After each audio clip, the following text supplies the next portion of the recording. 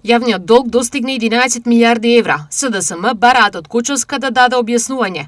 ВМРО ДПМН е пак за 60.000 евра кои синдикатот на Трпе Дејановски ги потрошил за спортски игри и луксус. Во декември 2023 година јавниот долг изнесуваше околу 8,5 милиарди евра.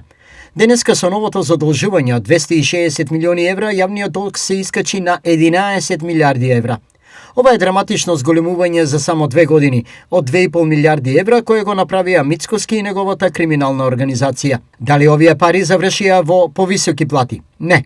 Имаме најниски плати во Европа, нема поголема минимална плата од 600 евра.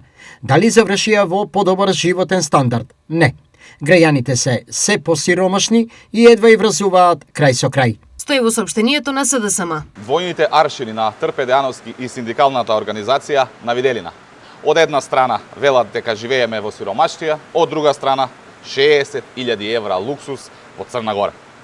Наместо ваков настан да биде организиран во домашни туристички центри, со што средствата би останале во македонската економија, Дејановски одлучил синдикалните пари да завршат во странство, во луксузен туристички комплекс на Јадранот.